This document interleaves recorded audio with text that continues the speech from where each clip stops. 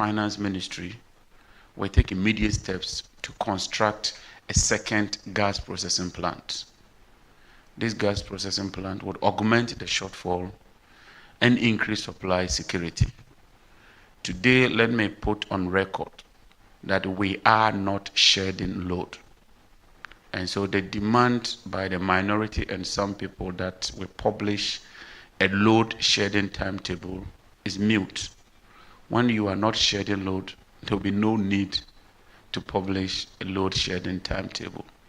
In fact, as we speak, we are exporting about 300 megawatts of power outside Ghana to Burkina Faso, to Benin, and to other neighboring countries. And so when you have enough and you are exporting power, obviously there will be no need to publish load shedding timetable. Admittedly, the system is very fragile and very weak, but we've been working around the clock to procure enough fuel and to make some payments to power suppliers in order to hold the system. It's true that Bridge Power, one of the independent power producers, shut their operations because of mounting liabilities that have not been paid over the months. But we've been able to negotiate with them, and I'm happy to announce to you that they are back online. It's also true that NGAS threatened to shut down the pipeline from the 6th of March. We've also been able to work with them and to negotiate with them. And gas supply has resumed and increasing from NGAS. What we need to do is to mobilize additional resources in order to procure more fuels and to hold the power sector running. Cabinet has also agreed that we operationalize the Renewable Energy Investment Fund, which will seek to deploy a lot of renewable energy, solar rooftops, EV charging stations, chargeable outboard motors, and more importantly, the deployment of solar street lights, which would press or suppress the peak demand, thereby making huge savings so that we can continue to produce power. We are also to implement a raft of measures to contain expenditure within the energy sector, both petroleum and power. Consequently, we will be directing all the agencies to halt all kinds of expenditures that are not critical. And even those that are critical, they would need to seek permission before they proceed. The sector is bleeding and something must be done in order to curtail the bleeding. This would demand some very, very tough but necessary decisions, and the Ministry of Energy and Green Transition is determined to implement these systems. At the downstream petroleum sector, Cabinet has agreed that we ought to construct a second mooring system in Tema, known as the CBM. We have only one CBM, which is used to discharge both petrol and diesel.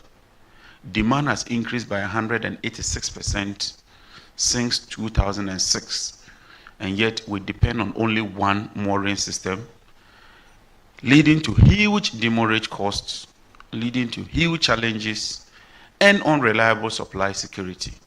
And so immediately, Cabinet has decided that we would construct the CBM. Whatever challenges that arise, both legal and financial, would engage all parties and address that.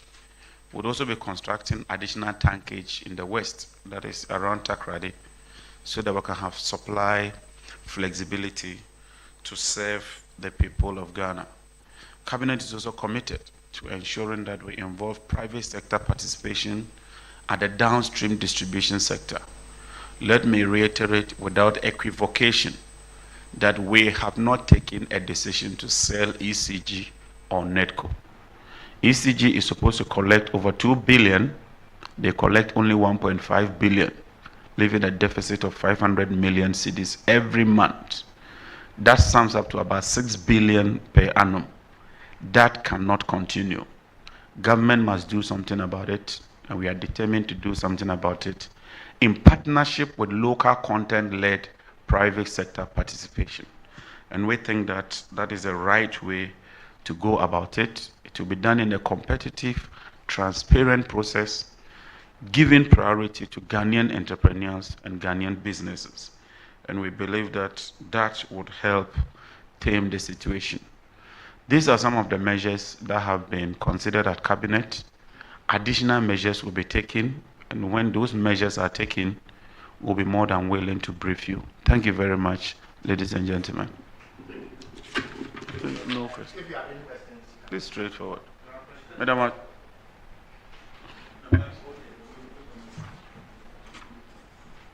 Okay, so let's take 3 questions quick, because the minister is rushing to another meeting. Otherwise, we have one and we move on. Thank you. I know that the actual gas processing plant, when it was completed, was to produce about half of the gas that government will need to power the thermal plants.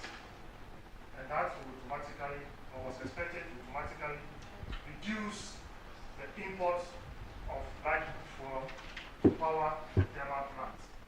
Now, what has happened to the actual gas processing plant? Aside that, government will now need $700 million, to procure light crude fuel to power the thermal plant. Thank you. Is that all the questions? So I just take them once. Regarding the debt of ECG, what is government doing to address those debts, especially and the other SOEs? Is that all? Then I want to take it once. Okay, so mine has to do with the gas processing plant. Can you shed more light on the plant in terms of capacity, when it's expected to start the construction, and how much is involved in doing all this? Thank you. Okay. So the Atobo gas processing plant can generate about 100 SCF. ENI can generate about 235 SCF. And then Nigerian gas can move up to about 100. But because of increased demand, you still have a shortfall of about 100 SCF. And so it's not as if all these plants are not producing. They are producing, but because demand is increasing, it means that consumption of supply is also increasing. And as you bring on more supply and thermal complementation, you will require some additional gas. And that is why there is that shortfall. So clearly, there is the need to immediately construct a second gas processing plant, because we have stranded gas. Gas is much more cheaper than liquid fuel. If you use liquid fuel, it will cost you 3 times as compared to gas. And gas is more efficient, it generates better power, it promotes longevity of the plants, and is much more reliable. And so that is why we are doing everything we can to achieve a gas to power era. In September, the ENI plant was shut down, which means that we'll be losing about 240 SCF of gas. If nothing is done, it can lead to a potentially 1,300 megawatts of a deficit in power generation. And so we are working around the clock to mitigate that impact. September is a major challenge for this country. It's so short. Energy sector investment takes a long time to come to fruition or realization. But we are still working around the clock. Just like we're able to hold the system in March, when the West African gas pipeline was shut, we are working around the clock, and we would brief everybody along the line.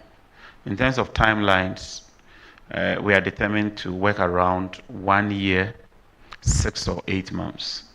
Normally it takes more than 2 years, but we want to bridge the process and fast track it so that we can achieve full operation within the shortest possible time.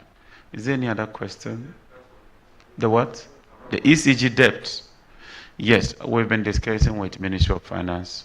Ministry of Finance has made some provision in the budget to address some portion of the debt, but we'll continue to negotiate with all the agency and stakeholder players so that eventually we can deal with this debt. Thank you. God bless us.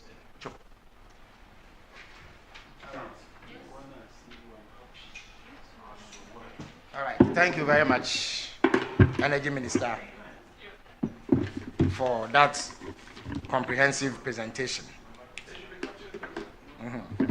Now, yes, I was. Hello, do I have your attention, please? All right. As I was indicating, some misleading claims have been made in the last few days about the staff of the Office of the President. I made it quite clear during the debate in Parliament what the exact position is. But just so that people are not swayed by the misinformation put out by the Honorable MP for the Damongo constituency, it is important for me to reiterate and clarify what the exact position is. To begin with, President Mahama made a firm commitment that he was going to cut down on the size of government. He put a specific number to the ministers that he will be appointing. Everybody heard him say he will appoint 60 ministers. That is including deputy ministers. He also made it clear that he was going to cut down on the number of political appointees at the Office of the President. Now, regarding ministers, he has done exactly as he promised. As I speak, he has made a total of 56 nominations for ministerial positions. All the ministers of state have been approved and passed by Parliament and have been sworn into office and are working, including my good self. There are deputy ministerial nominations currently before Parliament, and all of them have gone through vetting. We expect that they will be passed or approved by Parliament in the next few days, after which they will be sworn into office. There are 4 outstanding deputy ministerial nominations that His Excellency will be making, and as and when he makes them, we will make it known to the people of Ghana. Now, when you come to the presidential staff, the Damongo MP claims that the president is making up for the shortfall in ministers with appointments at the presidency. And it is particularly disappointing because he once worked here as a deputy chief of staff. And so you would expect that he will be familiar with these matters and the positions thereof. Let me put it on record that everybody who has been appointed as a presidential staffer has been named in a statement put out by myself. So currently there are 27 presidential staffers. All of them were publicly announced, unlike in the past, where we only learned of them when the president submits a list of the presidential staff to Parliament. This time, we went ahead to inform the people of Ghana about this list and left nobody in doubt about the numbers. In addition to these 27, 3 people have been appointed to assist with some specific interventions that the president wants to embark upon. And they are referred to as directors. They do not have the ranking of presidential staffers. At best, they can be described as presidential aides. There are just 3 of them. If you add it to the list of staffers, that is 30. Beyond that, no other staffers or presidential aides have been appointed. Now, if you go to 2017, when the MPP first came to office, they had a total of 27 staffers and 256 political appointees. That is people that they gave all manner of names to, 256 of them. They also had 9 ministers of state, 9 ministers of state who worked at the presidency, but you can count them amongst the 126 ministers or so that were appointed. This was 2017. In 2020, when they presented the presidential staff list, I beg your pardon, to Parliament, there were 36 presidential staffers and 270 political appointees at the office of the president. Mind you, I have not spoken about the civil servants. There were over 700 civil servants who worked under the office of the president under the MPP. By and large, that number has remained same, barring some change. Now, these are civil servants who are seconded to the office of the president. They come from various government departments and agencies. So often in the analysis, they are not factored in terms of additions that have been made to the size of government. We often highlight the numbers of political appointees. So there were 306 political appointees under the NPP in 2020. In 2022, and I have all those reports, they presented those reports to Parliament, so they are matters of public record, and you can verify for yourself. When they presented the reports for 2022, it turned out that there were 44 presidential staffers and 292 political appointees. So in all, there were 336 political appointees who worked in the office of the president under the NPP in the year 2022. The numbers remain the same for 2023 and 2024. President Mahama will come nowhere close to this number. So currently there are 30 people you can call presidential staffers or presidential aides, some of whom are classified as directors who work under the office of the president. We are in the process of considering support staff for those who work at the office of the president. And we can state emphatically that it will be nowhere near half of what the NPP did when they were in power. So let the records be set straight that any claim that President Mahama has appointed 100 ministers and is hiding some in the presidency is blatantly false. The number of ministers who have been appointed is 56. The Honorable Junapo is a member of parliament. On a number of occasions, he has been at the appointments committee where he has joined the vetting of these ministerial nominees, and so he knows that there are no 100 ministers.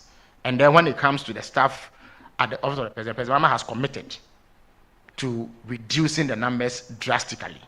And therefore, by every account, this government will be the smallest in the history of Ghana.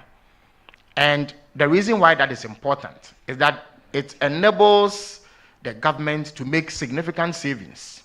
As I noted during my contribution to the debate on the message on the state of the nation, if in the past there were 126 ministers and you reduce the number to 60, that is 66 less Land Cruisers that you have to buy. We all know the price of a Land Cruiser today. It is anything between $100,000 and $120,000, which, if you convert to Ghana cedis, is almost 2 million Ghana cedis. So if you are not buying 66 Land Cruisers, you can do the math and see how much money you will be saving for the people of Ghana. We are talking in excess of 300 million Ghana cedis just on vehicles alone. Now, ministers are also often given saloon cars, and a saloon car given to a minister can range from anything between $40,000 to $50,000. So if you are not giving 66 ministers saloon cars in addition to their Land Cruisers worth $40,000 to $50,000, you can do the math and see how much money is saved. In addition to that, it means that you are not going to operate an office for 66 ministers. And if you know what goes into setting up an office for a minister and the support staff that comes with it, and in the past, ministers were given fuel coupons, they were given all manner of facilities. Some had their DSTV paid, their light bills paid, their houses or bungalows had maid servants and gardeners and watchmen and other support staff. All of these are not going to be the case for 66 people, unlike was the case under the NPP. So significant savings are going to be made in that regard. So there can be no argument whatsoever about which government has kept fidelity to the need for prudence and modesty in the way that government is composed, the size of government, and how public funds are utilized to cater for the needs of these appointees. So I wanted to set that record straight and debunk any notion that this government comes anywhere near what the NPP did when they were in power. Thank you very much. If you have any questions on the budget presentation made to Cabinet today and this subject relating to the number of ministers and the staff at the presidency, I'll be more than happy to take them. So there are opportunities for 3 questions, please. Yes, Kester. So, I intended to ask the energy minister this, but I'm sure you could help us. What do I tell the public about the fears of an impending doomsday? Well, the minister alleged that fear. There's no doomsday aspect. Doomsday means planned load shedding because generation capacity Okay, the lights has off. exercised. Yeah, there are sometimes the lights can go off and then they come on. Those are due to localized faults. Maybe a transformer has blown or so there's some problem with the distribution. But when you say doomsday, what we have come to know, it is just that, for instance, we need 4,000 megawatts of power to satisfy peak demand, but we are only able to produce, say, 2,800. So there's a shortfall of 1,200. And the way you make up for that is to switch off lights in certain parts of the country so that what you produce will suffice. The minister has made it clear that that is not happening at the moment. Okay, and also with regards to September, I didn't get what we were going to do actually to for the shortfall that was going to come. He said it was if the nothing subject. is done, It was the subject. It It was the subject of the cabinet briefing, and adequate measures will be put in place to forestall that. But for now, we don't know actually what we're going to do. No, what will be done is exactly known. Okay, so what matters at the end of the day is that the lights do not go off. So government has to take some steps, just like we did when we came into power and the MPP government failed to make provision for alternative fuel sources, given the routine maintenance that the WAPCO pipeline was going to undergo. We spent $175 million in 1 month to buy fuel in order to forestall those cuts. So we have the capacity to do what it takes to avert any difficulty. He only highlighted that as a manifestation of the poor management of the energy sector by the previous government. The reason why that has happened is that they failed to carry out some maintenance that needed to be done. And to be able to do that, you need to procure alternative sources of fuel. Because they were unable to do that, they have had to shift these maintenances to later dates. And as and when the time is due, you have these threats. But those threats will be met because government has what it takes to resolve them. Okay, this is on the budget. Because we have aid supporting our budget, the president assured that they were going to have other means of supporting that. Has there been any aid cuts? Is this budget beyond being affected by? Yes, the USAID, the shortfall in the USAID financing because of the policy by the Trump administration to scrap that agency or to defund that agency. The president issued a directive several weeks ago to the finance minister to ensure that he makes adequate provision in the budget to cover the shortfall. And indeed, the finance minister has given indication in his presentation today that that will be done, especially so that critical investments to areas such as health and education do not suffer. Yes. Yes, Max, and then... Yes. Seth. Okay, so this budget actually sets the tone for the fulfillment of President Mahama's 120-day social contract with Ghanaians.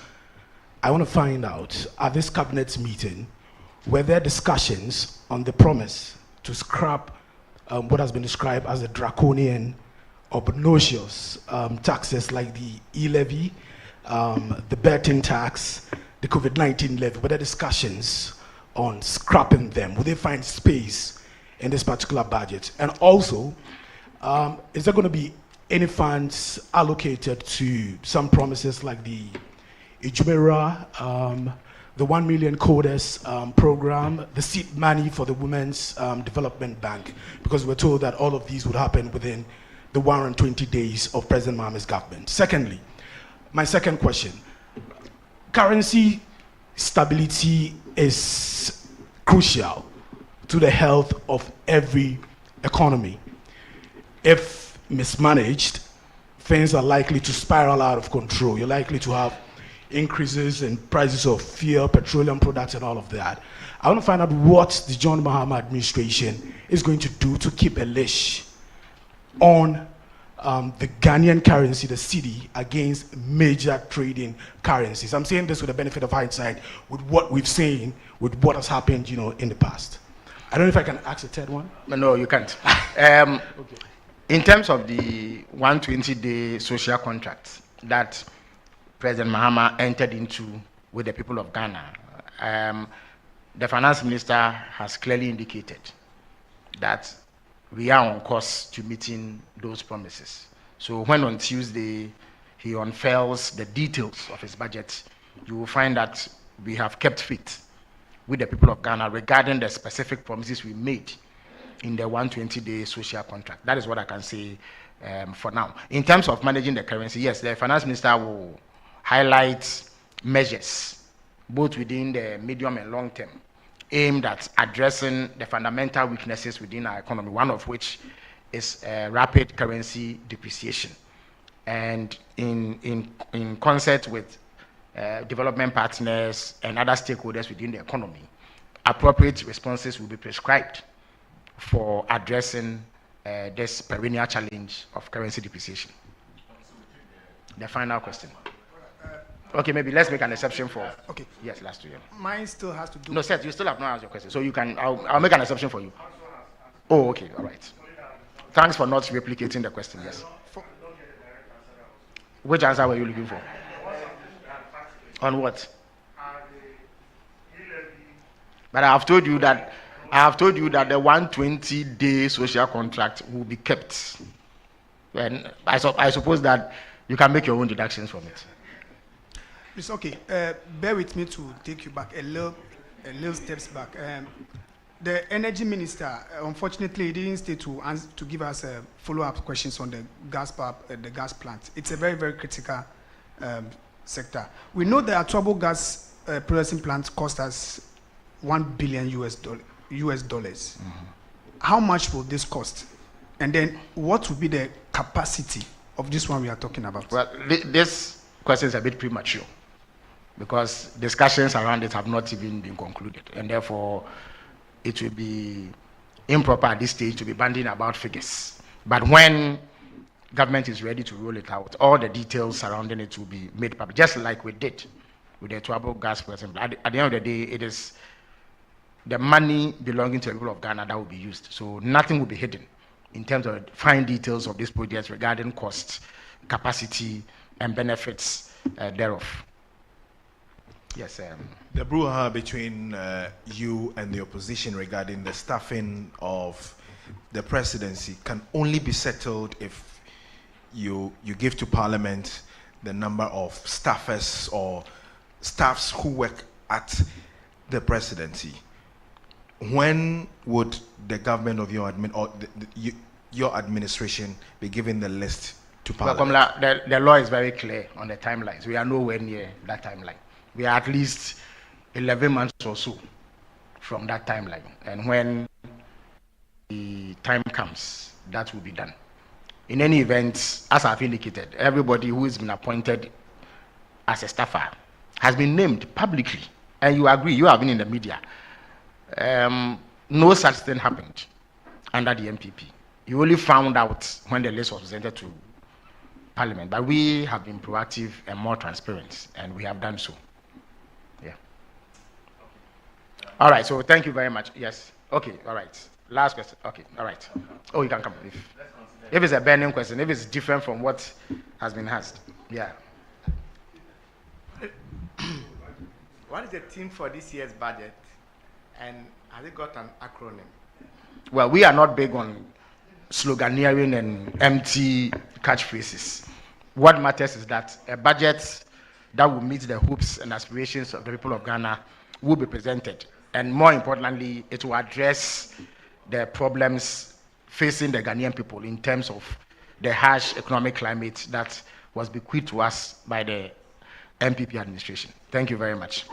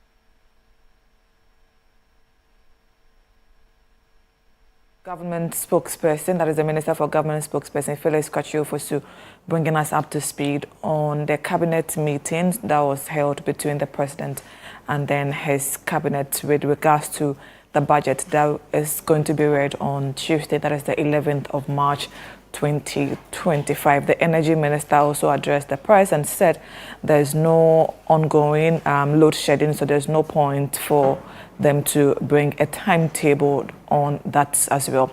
This has been a live coverage. Thank you so much for staying with us. My name is Hawa Idrisi Mustafa. Good afternoon.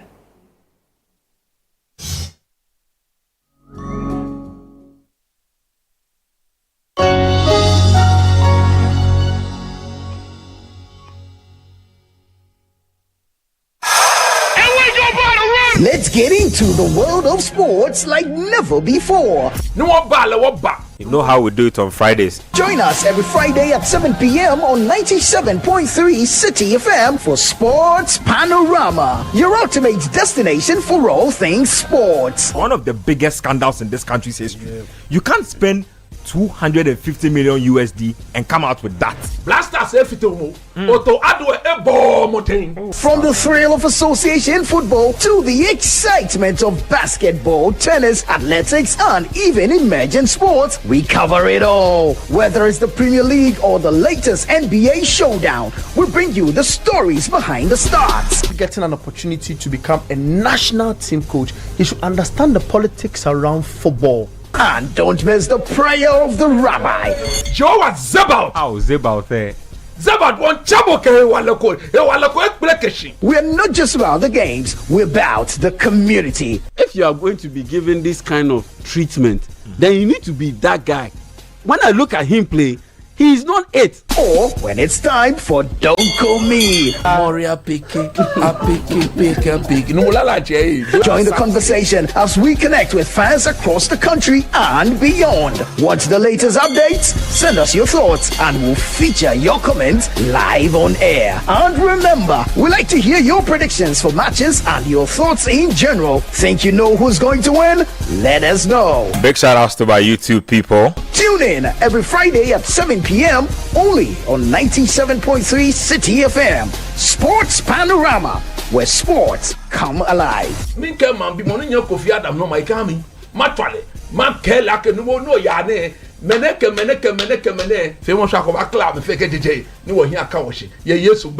Amen. Sports Panorama, your weekly sports fix. Don't miss out on the action. Sports Panorama. Catch the excitement every Friday.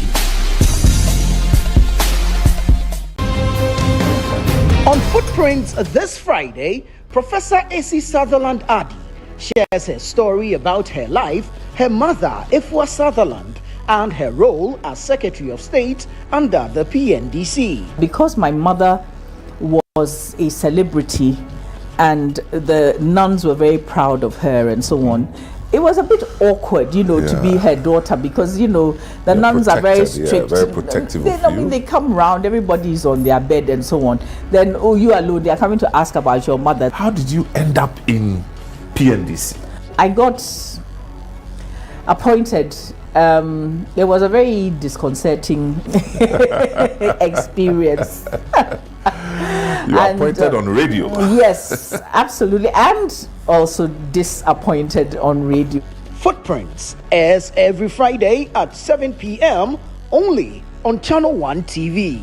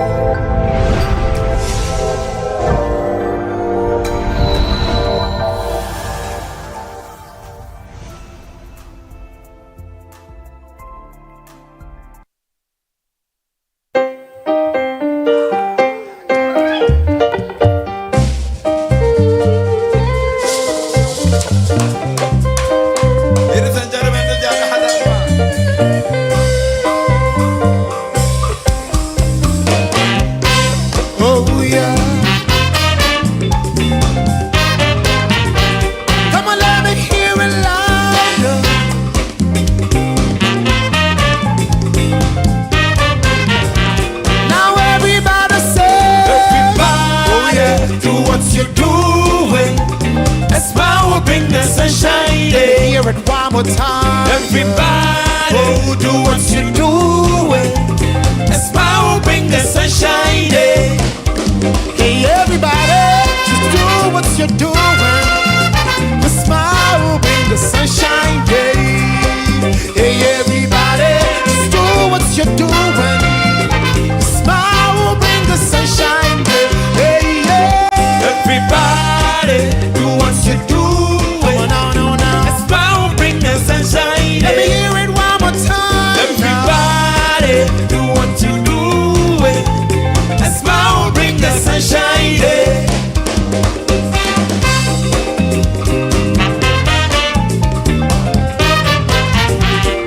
Let me hear it louder.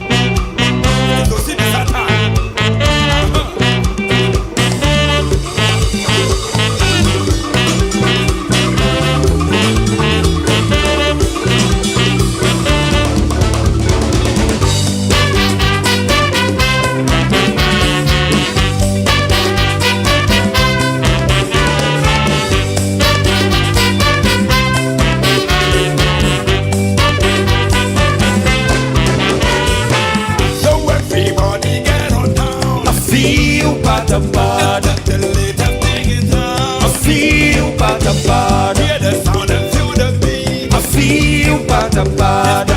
Move and shake your feet. I feel bada bada. Mariama. I feel bada bada. Hear me mama, hear me now. I feel bada bada.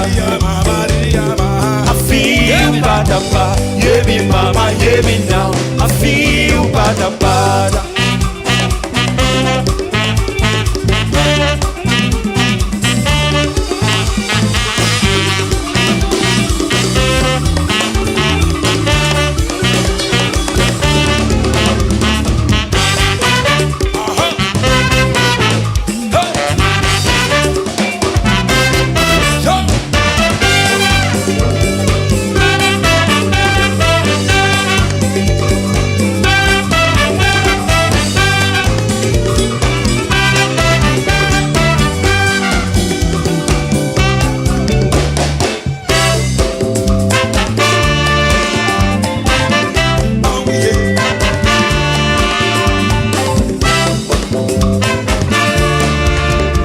We're down among Brazilians, cause feelings held by the billion. So they have to find those extra cups to fill. They've got an awful lot of coffee in Brazil. You date a girl and find out later she smells like a percolator. Her perfume was made right on that way. They've got an awful lot of coffee in Brazil. So no tea, automatic juice, you see, no potato juice. So all the farmers in Africa say, hey, hey. A politician's daughter was accused of drinking water, was fined at the big $50 bill. Hey. They've got an awful lot of coffee in Brazil. A whole lot of coffee in Brazil. Oh yeah.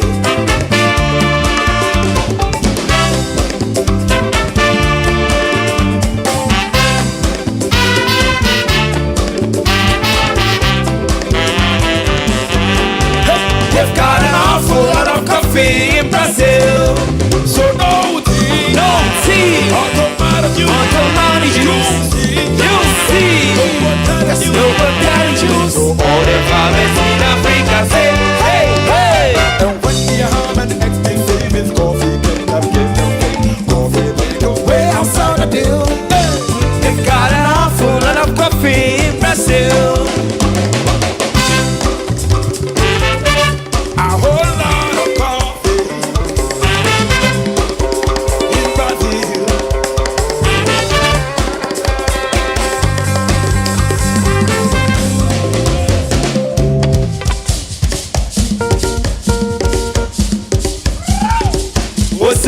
Osao.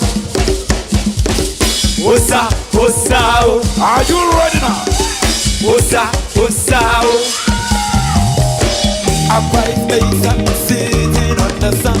Oh oh. 10,000 men stand bound the hill. Oh oh. Alarm silence and begin to steal. Oh oh. 10,000 men come for the kill. The vote and lie. Oh. The witness. Oh. The warrior fight. Oh. The battle. Oh. The scavengers wait. Oh. In fight they are oh. Oh. That's the day. Oh. The battle. Oh. Osa, Osa, Osa, are you ready? Everybody. Osa, Osa, Osa, Osa, Osa, Osa, it's finale time. Osa, Osa, Osa, Osa, Osa, Osa, it's finale time. Osa, Osa, Osa, Osa, Osa, Osa, it's finale time. Osa, Osa, Osa, Osa, Osa, Osa. They be sitting on their own. Oh oh. One thinking who is coming home. Oh oh. I feel the screaming to the air. Oh oh. Feeling your heart desire. The vote and fly. Oh. The wind is oh. The warrior fights. Oh. The battle. Oh. The scavengers wait. Oh. In fight here. Oh. That's the day. Oh. The battle. Oh. Osa, Osa, Osa, Osa. 1, 2, 3, everybody. Osa, Osa, Osa, Osa, Osa, Osa. The finale down.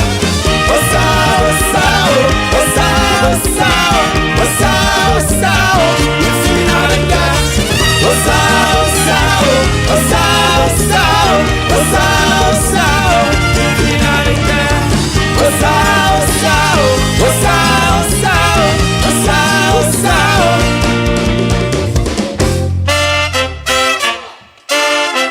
Are you feeling it?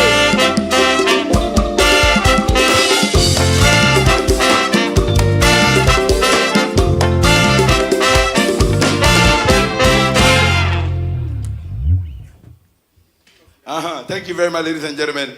This is the other hard dance man. Have a great time.